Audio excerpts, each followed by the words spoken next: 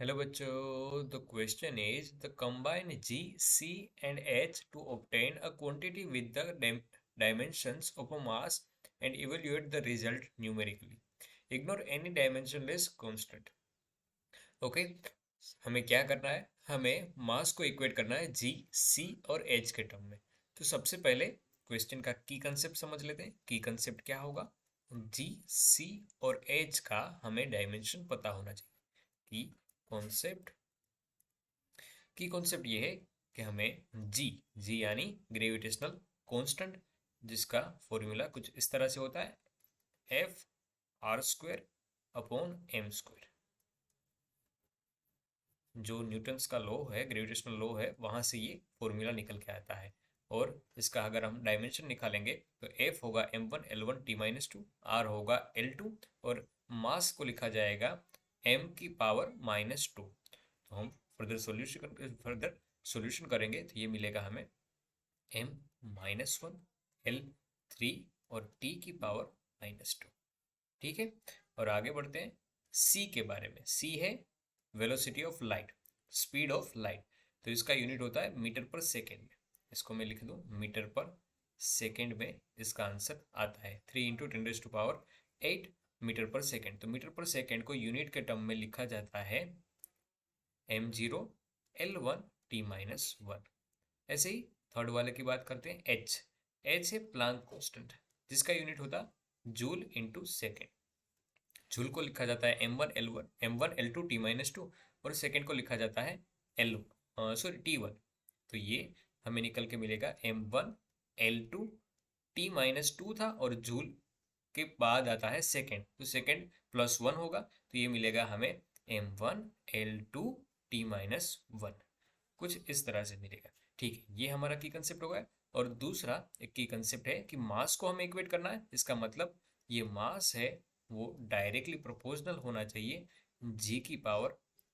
मान लेते हैं कि ओके, पहले लेते हैं सी को। तो मतलब कि सी की पावर एक्स, जी की पावर वाई और एच की पावर जेड। अगर हम जो बोला गया है कि डायमेंशनलेस कांस्टेंट को हटा सकते हैं, तो इससे हम डायरेक्टली लिख देंगे mass m is equal to mass की पावर, मास का यूनिट होता है m1, c की पावर x, g की पावर y और h की पावर z से। अब यहां से हम कहानी स्टार्ट करेंगे और क्वेश्चन को सोल्व करेंगे। ये दो बातें हमें पता होनी चाहिए। ठीक है, हम लिखते हैं सबसे पहले मास की पावर 1। अगर यहाँ पर L नहीं है इसका मतलब L 0 है, और T नहीं है इसका मतलब T भी 0 है। दूसरी तरफ C का यूनिट लिखा जाए, C है L1 T-1 और उसकी पावर है X।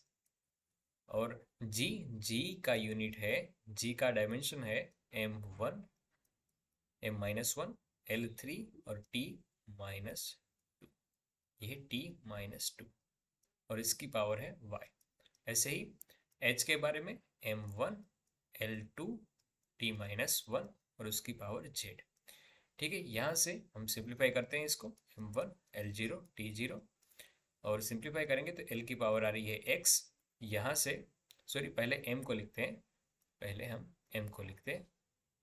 तो M की पावर यहाँ से आती है -1y और -z, मतलब कि -y + z।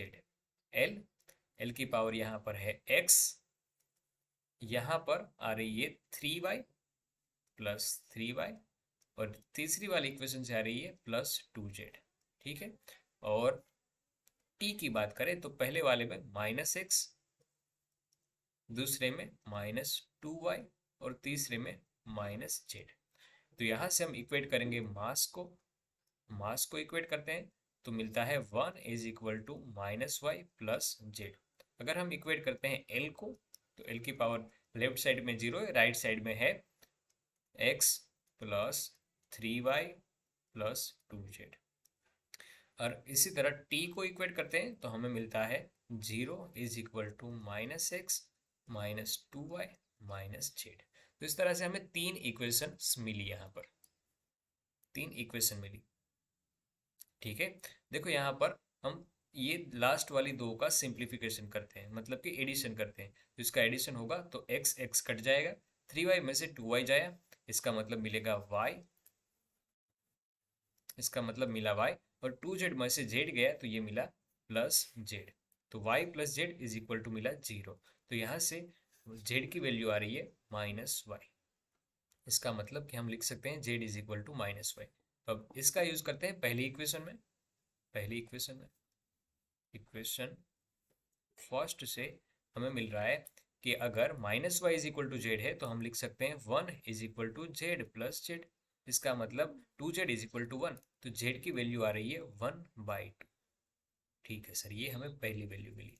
अगर z की वैल्यू 1/2 है और y हमें दिया गया है y is equal to Z, तो y is equal to minus Z, तो y की वैल्यू आ जाएगी 1/2।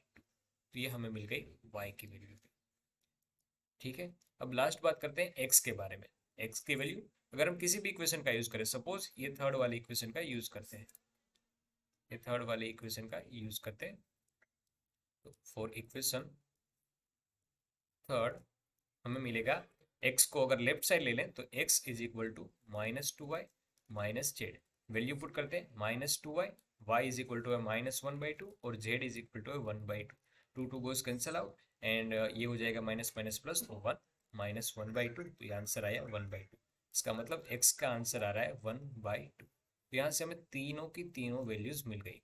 अब हमारा जो फॉर्मूला है वहां पर ये वैल्यूज पुट करते हैं, तो मास इज इक्वल टू मिलता है c की पावर x यानी 1/2, g की पावर y यानी -1/2, और h की पावर z की वैल्यू आ रही है 1/2। इसका मतलब h की पावर 1/2। तो ये हो जाएगा हमारा फाइनल आंसर। आशा करता हूँ आप सबको समझ में आया होगा। Thank you.